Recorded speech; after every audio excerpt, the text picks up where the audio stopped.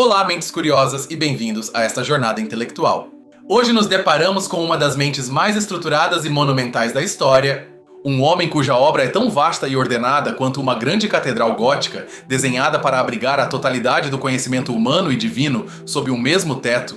Imaginem um mundo em plena crise intelectual, o século XIII. A fé religiosa domina o pensamento, mas, de repente, textos esquecidos de um gênio grego, Aristóteles, retornam à Europa. Suas ideias baseadas na lógica pura e na observação do mundo parecem contradizer tudo o que se acreditava. O que fazer? Proibir esses livros ou tentar reconciliá-los? Esse foi o desafio monumental que Tomás de Aquino enfrentou.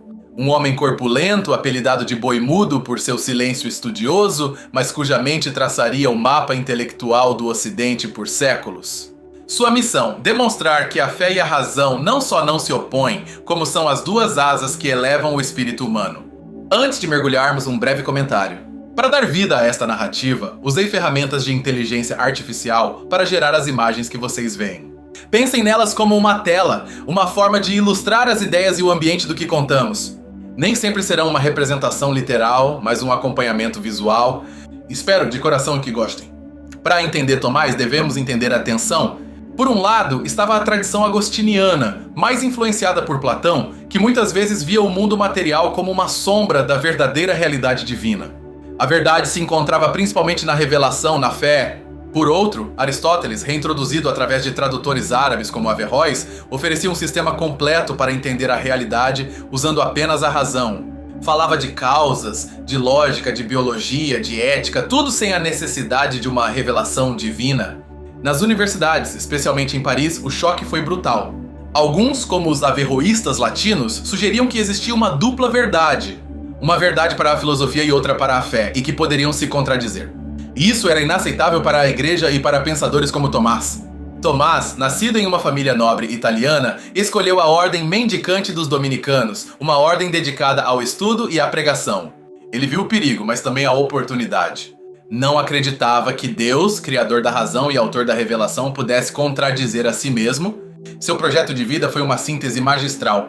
Não se tratava de descartar Platão ou Agostinho, nem de aceitar cegamente Aristóteles. Tratava-se de usar as ferramentas de Aristóteles, seu rigor lógico e seu apreço pelo mundo sensível, para construir uma teologia científica. Então, como Tomás começa a construir esta ponte colossal? Começa por definir a relação exata entre estas duas formas de conhecimento, a filosofia e a teologia. E o faz com uma clareza que mudaria o jogo. Tomás estabelece uma distinção-chave. A filosofia ou a razão opera de baixo para cima. Começa com o que podemos ver, tocar e experimentar no mundo sensível. A partir daí, a razão pode deduzir muitas verdades, inclusive a existência de um criador. A teologia ou a fé opera de cima para baixo. Começa com a revelação divina, os dados que Deus nos deu e que não poderíamos descobrir por nós mesmos, como o mistério da Trindade ou a encarnação. São verdades que estão acima da razão. Mas acima não significa contra. Aqui está o gênio de Tomás. A verdade é uma. Se a razão chega a uma conclusão que contradiz a fé, para Tomás, significa uma de duas coisas. Ou a razão cometeu um erro lógico, ou interpretamos mal a revelação. A razão não pode provar os mistérios da fé, mas pode fazer duas coisas. Primeiro, pode demonstrar os preâmbulos da fé. Ou seja, pode provar que Deus existe e que é inteligente e bom. Isso prepara o terreno para aceitar a revelação. Segundo, a razão pode iluminar os mistérios da fé. Uma vez que aceitamos pela fé o mistério da Trindade, a razão pode explorá-lo, encontrar analogias na criação e defendê-lo de objeções lógicas. A razão se torna a ancilla theologiae, a serva da teologia. Esta ideia de serva, às vezes, é mal interpretada como se a filosofia fosse inferior. Para Tomás, não é uma servidão humilhante, mas uma colaboração honrosa. A razão protege a fé da superstição e do fideísmo, a crença cega sem pensamento. E por sua vez, a fé protege a razão da arrogância. A fé lembra a filosofia que há realidades maiores do que podemos captar apenas com nossos sentidos. A fé expande o horizonte da razão, convidando-a a ir mais longe. Pensemos na famosa analogia das duas asas do Papa João Paulo II, que foi um grande tomista. A fé e a razão são as duas asas com as quais o espírito humano se eleva rumo à contemplação da verdade. Se tentares voar com uma única asa, vais cair. Este equilíbrio é a pedra angular de todo o seu sistema. Permite-lhe tirar o melhor de Aristóteles, seu empirismo e sua lógica, sem cair num materialismo que negue o divino. E permite-lhe manter a primazia da fé cristã sem cair num misticismo que despreze o mundo. Com esta base estabelecida, Tomás embarca na tarefa mais ambiciosa de todas: construir uma metafísica, uma teoria da própria realidade que integre o Deus cristão com o mundo que observamos. Aqui é onde entramos no coração do seu pensamento. Para entender a metafísica de Tomás, devemos entender Aristóteles. Aristóteles explicou a mudança no mundo usando dois conceitos: potência e ato. Uma semente está em potência de ser uma árvore. Uma árvore é uma semente em ato. É a passagem de poder ser para ser. Tomás adota isso, mas lhe dá uma profundidade teológica radical. Tudo no mundo criado é uma mistura de potência e ato. Um estudante está em potência de ser um sábio. O mármore está em potência de ser uma estátua. Sempre há um poder ser que ainda não se realizou. Mas esta cadeia de potência, ato, não pode ser infinita. Deve haver algo que seja ato puro. Algo que não tenha nenhuma potência por realizar. Algo que seja perfeição completa, que não esteja em processo de tornar-se, mas que simplesmente é. Esse para Tomás é Deus. Isso nos leva à sua segunda grande distinção: essência e existência. A essência é o que algo é. A essência de um unicórnio é ser um cavalo com um chifre. A essência de um ser humano é ser um animal racional. Podemos entender a essência de algo sem saber se existe. Em todas as criaturas, a essência e a existência são distintas. Minha essência, minha humanidade, não garante minha existência. Tive que receber a existência dos meus pais, que a receberam dos seus. Nossa existência é contingente, participada, recebida. De novo, esta cadeia não pode ser infinita. Deve haver um ser cuja essência seja existir. Um ser que não tenha existência, mas que seja a própria existência. Esta é a descoberta filosófica central de Tomás. Este ser é Deus. E Tomás o define com uma frase em latim impressionante: ipsum esse subsistens, ou seja, o ser mesmo subsistente. Deus não é um ser entre outros, nem mesmo o maior. Deus é a fonte mesma de todo ser, o oceano de existência do qual todas as coisas criadas são apenas gotas. Isso tem consequências enormes. Significa que o mundo não é uma ilusão. É real. É bom. Por quê? Porque participa do ser de Deus. Cada coisa que existe, desde uma estrela até uma formiga, tem uma dignidade porque sua existência é um presente direto da fonte de todo ser. Aqui vemos a brilhante síntese. Tomás utiliza a lógica de Aristóteles, ato e potência, para chegar a uma conclusão profundamente bíblica. Deus não é apenas o motor imóvel de Aristóteles, uma causa lógica distante. É o eu sou o que sou do livro do Êxodo. Esta metafísica do ser o afasta de Platão. Para Platão, o mundo sensível era uma cópia imperfeita das ideias perfeitas. Para Tomás, o mundo sensível é o ponto de partida. É real e é bom porque seu ser flui de Deus. Também o afasta de uma visão panteísta onde tudo é Deus. Não, o mundo não é Deus. Deus é esse ser, enquanto as criaturas têm esse ser. Há uma distinção infinita entre o Criador e a criação, mas também uma conexão íntima. Pense nisso desta maneira. Para Tomás, Deus não é um relojoeiro que cria o mundo e o deixa funcionar, como pensariam alguns iluministas séculos depois. Deus está presente em cada instante, sustentando ativamente cada coisa na existência. Se Deus deixasse de pensar em você, se retirasse seu ato de ser, você não morreria. Simplesmente deixaria de existir. Voltaria ao nada. Esta é a dependência radical que toda criatura tem do Criador. Esta metafísica é a base de todo o mais. É a base de sua prova da existência de Deus, de sua visão do ser humano e de sua ética. Porque se Deus é o ser mesmo, então conhecê-lo é o fim último da existência. E se a razão pode deduzir tanto sobre a realidade partindo apenas da observação, pode então a razão provar que este ipsum esse subsistens realmente existe? Aqui é onde entramos nos seus argumentos mais famosos. Tomás de Aquino é talvez mais famoso por suas 5 vias, 5 argumentos filosóficos para demonstrar a existência de Deus. Elas se encontram em sua obra monumental, A Suma Teológica. E é crucial entender o que não são. Não são apelos à fé. Não citam a Bíblia. São argumentos a posteriori. Isso significa que começam com a observação do mundo que nos rodeia. São o epítome do seu método. Razão e experiência primeiro. Tomás nos diz, olha ao seu redor. O próprio mundo nos grita que tem uma causa. A primeira via é a do movimento. É simples. Vemos coisas no mundo que estão em movimento ou mudando, mas nada se move a si mesmo. Algo que está em potência de se mover, uma bola parada, deve ser movido por algo que já está em ato de se mover, um pé. Esta cadeia não pode retroceder ao infinito. Não se pode ter uma cadeia infinita de motores movidos. Por quê? Porque se não há um primeiro motor que mova sem ser movido, a cadeia inteira nunca teria começado a se mover. Esse primeiro motor imóvel, todos o entendem, é Deus. A segunda via é a da causa eficiente. É muito similar. Vemos no mundo uma ordem de causas. A estátua é causada pelo escultor. O escultor foi causado pelos seus pais. Nada pode ser a causa eficiente de si mesmo, porque isso significaria que existiria antes de existir, o que é absurdo. De novo, não podemos ir ao infinito nas causas. Deve haver uma primeira causa não causada. Se não há uma primeira causa, não haveria causas intermediárias, e portanto não haveria efeitos finais como nós. Essa primeira causa é Deus. A terceira via é a da contingência e da necessidade. Esta é um pouco mais sutil. Olhamos para o mundo e vemos coisas contingentes, ou seja, coisas que podem ser ou não ser. Nascem e morrem. Existem, mas poderiam não ter existido.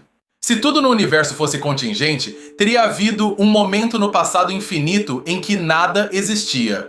Mas se alguma vez não houvesse nada, nada poderia ter começado a existir, porque do nada, nada surge. Portanto, deve existir algo necessário. Este ser necessário ou tem sua necessidade de outro ou a tem de si mesmo. Mais uma vez, não podemos ir ao infinito. Deve haver um ser que seja necessário por si mesmo. Esse ser necessário é Deus. A quarta via é a dos graus de perfeição. Observamos que no mundo há coisas mais ou menos boas, mais ou menos verdadeiras, mais ou menos nobres. Usamos termos como melhor ou mais quente. Mas mais ou menos só fazem sentido se comparados com um máximo. Por exemplo, algo está mais quente na medida em que se aproxima do calor máximo, portanto deve existir algo que seja a causa de todas essas perfeições. Algo que seja maximamente bom, maximamente verdadeiro e maximamente ser. Esse máximo é Deus. A quinta via é a da ordem e da finalidade. Esta é a favorita de muitos. Vemos que as coisas que carecem de inteligência, como as plantas ou os planetas, agem sempre ou quase sempre da mesma maneira para atingir um fim. A bolota sempre busca ser um carvalho. Mas se não tem inteligência, como sabem qual é o seu fim? Não podem se dirigir a um fim por acaso. Devem ser dirigidas por alguém que sim tem inteligência, da mesma maneira que uma flecha é dirigida ao alvo por um arqueiro. Esse arqueiro inteligente que dirige tudo ao seu fim é Deus. É importante notar algo. O Deus provado pelas 5 vias é o Deus dos filósofos. É o primeiro motor, a primeira causa, o ser necessário. Ainda não é o Deus de Abraão, Isaac e Jacó. É a razão chegando ao seu limite. Para Tomás, a razão nos leva ao pórtico do templo. Nos diz que alguém está em casa. Mas para saber quem é esse alguém, para conhecê-lo como um pai amoroso que se encarna por nós, precisamos que a revelação, a fé, nos abra a porta. Tendo estabelecido sua metafísica, Tomás agora aplica ao ser humano. O que somos? Aqui de novo apoia-se em Aristóteles contra as ideias platônicas que dominavam sua época. A visão platônica, popularizada por Santo Agostinho, era dualista. Para os platônicos, o ser humano é essencialmente uma alma imortal que está presa ou usando um corpo, como um piloto num navio. O corpo é uma prisão da qual a alma deseja escapar. Mas Tomás diz não. Adotando o hilemorfismo de Aristóteles, Tomás declara que o ser humano é uma unidade radical de corpo e alma. Hyle significa matéria, corpo, e morphe significa forma, alma. A alma não é um fantasma na máquina. A alma é a forma substancial do corpo. Isso significa que é o princípio que faz com que um monte de matéria seja um corpo humano vivo. Sua alma é o que faz você ser você. Você não tem um corpo, você é um corpo-alma unido. Isso tem consequências revolucionárias. Primeiro, valoriza o corpo e o mundo material. O corpo não é mau. É essencial para ser humano. É como experimentamos o mundo, como aprendemos e como agimos. De fato, Tomás argumenta que todo o nosso conhecimento começa nos sentidos. Nihil est in intellectu quod non sit prius in sensu. Nada há no intelecto que não tenha estado antes nos sentidos. Rejeita a ideia de Platão de que nascemos com ideias inatas. Aprendemos assim. Vemos 10 cães diferentes, dados sensíveis. Nosso intelecto, usando seu poder de abstração, extrai a forma ou essência universal de cão dessas imagens particulares. Assim formamos o conceito cão. Mas aqui Tomás se depara com um problema. Se a alma está tão unida ao corpo, como pode ser imortal? Se a forma, alma, não pode existir sem a matéria, corpo, a alma não morre quando o corpo morre? Aqui é onde Tomás vai além de Aristóteles. Ele argumenta que a alma humana é diferente. Dado que a alma pode realizar operações que transcendem a matéria, como pensar em conceitos abstratos, justiça, verdade, ou conhecer o universal, a alma mesma deve ser imaterial ou subsistente. Se é subsistente, significa que pode existir por si mesma. Assim, quando o corpo morre, a alma, sendo a forma, se separa, mas não se destrói. Sobrevive. Isso, para Tomás, também faz com que a doutrina cristã da ressurreição do corpo seja filosoficamente necessária. A alma anela seu corpo porque não é uma pessoa completa sem ele. Se somos esta unidade de corpo e alma e nosso fim é conhecer o Ser Supremo, como devemos viver? Aqui entramos na ética de Tomás de Aquino. Como Aristóteles, Tomás é um eudaimonista. Isso significa que a ética se baseia na busca da eudaimonia, a felicidade ou o florescimento humano. Mas no que consiste essa felicidade? Aristóteles a situava na vida da virtude, especialmente a contemplação filosófica, vivida na polis. Tomás concorda, mas diz que isso é apenas a felicidade imperfeita a que podemos alcançar nesta vida. Dado que nosso intelecto é feito para conhecer a verdade última e nossa vontade é feita para amar o bem último, nossa felicidade perfeita e final só pode ser uma coisa: a visão beatífica. Ver a Deus face a face na outra vida. Todo o seu sistema ético é um mapa para chegar a esse destino. E como navegamos? Primeiro, mediante a lei natural. Este é um dos seus conceitos mais influentes e muitas vezes mal interpretados. A lei natural não é uma lista de regras escritas numa pedra. É a participação da criatura racional na lei eterna de Deus. Dito de forma mais fácil, Deus projetou o universo com uma ordem inteligente, a lei eterna, e nos deu razão para poder entender essa ordem e agir de acordo com ela. O primeiro princípio da lei natural é simples e inegável: faze o bem e evita o mal. Todos os outros preceitos se derivam deste. E como sabemos o que é bom? Tomás diz que o bom é aquilo a que tendemos por natureza. Temos uma inclinação natural a conservar nosso ser, daí que matar seja mal. Temos uma inclinação natural, que compartilhamos com os animais, a procriar e educar a descendência. E temos uma inclinação natural, própria dos seres racionais, a conhecer a verdade, especialmente sobre Deus, e a viver em sociedade. Destas inclinações, nossa razão deduz os preceitos morais: não roube, não minta, honre seus pais, busque a verdade. A lei natural é universal porque a natureza humana é universal. É imutável em seus princípios básicos. É a base sobre a qual Tomás constrói a justiça e as leis humanas. De fato, para Tomás, uma lei humana, como uma lei do Congresso, que contradiz diretamente a lei natural, não é uma verdadeira lei. É, como diria Santo Agostinho, uma perversão da lei e não obriga a inconsciência. Mas a lei sozinha não basta. Para alcançar a felicidade, precisamos praticar as virtudes. Uma virtude é um hábito bom. É como uma segunda natureza que nos permite fazer o bem com facilidade e alegria. Tomás adota as 4 virtudes cardeais dos gregos: prudência, a razão prática para escolher bem; justiça, dar a cada um o que é seu; fortaleza, para resistir ao medo; e temperança, para moderar os prazeres. Estas são as virtudes naturais que podemos desenvolver com a prática e a razão. Aperfeiçoam nossa vida neste mundo, mas Tomás, como cristão, acrescenta algo mais. Para alcançar a visão beatífica, a felicidade sobrenatural, precisamos de ajuda. Precisamos das virtudes teologais, que são dons diretos de Deus infundidos pela graça: fé, para crer no que não vemos; esperança, para desejar o céu; e caridade, para amar a Deus sobre todas as coisas e ao próximo como a nós mesmos. A caridade, o amor, é a forma de todas as virtudes. É a que as une e lhes dá seu verdadeiro propósito. Assim, a ética de Tomás é uma jornada da razão natural até o amor sobrenatural, um caminho para a felicidade total. A obra de Tomás foi tão vasta e revolucionária que não foi aceita de imediato. De fato, pouco depois de sua morte em 1274, algumas de suas teses, especialmente as aristotélicas, foram condenadas pelo bispo de Paris em 1277. Temiam que seu racionalismo e sua dependência de um filósofo pagão, como Aristóteles, pusessem em perigo a fé. Ironicamente, o que Tomás tentava fazer era salvar a fé do irracionalismo. No entanto, o poder de sua síntese era inegável. Os dominicanos de sua ordem defenderam sua obra ferozmente. Com o tempo, seu pensamento não só foi aceito, mas se tornou a filosofia oficial da Igreja Católica durante séculos. Foi canonizado e nomeado doutor da Igreja.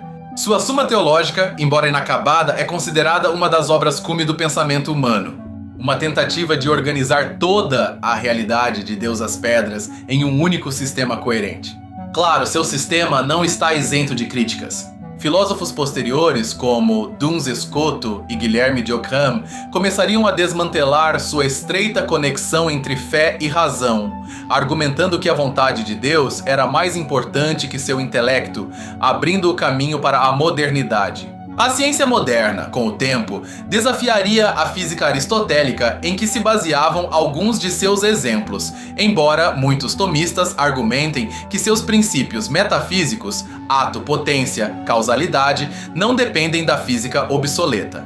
Filósofos do iluminismo, como Kant, criticariam suas provas de Deus, argumentando que a razão não pode provar a existência de algo além da experiência sensível. Kant diria que Tomás confundiu as categorias da mente com a realidade. E no mundo moderno, sua ética da lei natural é muitas vezes fonte de debate, especialmente em discussões sobre moralidade e direitos, onde a ideia de uma natureza humana fixa é questionada. No entanto, o legado de Tomás perdura. Sua insistência em que a fé não deve temer a razão, mas abraçá-la, ressoa profundamente hoje. Vivemos em uma era de aparente conflito entre ciência e religião, entre a análise empírica e a busca de sentido. Tomás de Aquino se erige como um gigante que nos lembra que não precisamos escolher. Que a busca da verdade, seja através de um telescópio ou através da oração, é em última análise a mesma busca. O boi mudo de Aquino não só falou, mas rugiu. Criou um sistema de pensamento tão vasto e tão estruturado como uma catedral gótica. Um lugar onde cada ideia, cada argumento tem seu lugar, sustentando o edifício inteiro. Seu grande feito foi batizar Aristóteles. Tomou o filósofo da lógica e da observação e o colocou a serviço de uma visão de mundo centrada no Deus cristão do ser e do amor. Demonstrou que não é preciso ter medo de pensar. No final, a mensagem de Tomás de Aquino é de uma profunda confiança. Confiança na razão humana para conhecer o mundo e confiança na revelação divina para nos guiar rumo ao nosso fim último. 2 asas para voar rumo à verdade. Muito obrigado por me acompanhar nesta profunda análise. Foi uma jornada densa, mas espero que fascinante. O pensamento de Tomás é um oceano, e hoje mal molhamos os pés. Se você gostou dessa exploração das grandes ideias, por favor, considere se inscrever no canal e ative as notificações. E eu adoraria ler você. Qual ideia de Tomás de Aquino você considera mais relevante hoje? Deixe nos comentários. Até a próxima, Mentes Curiosas!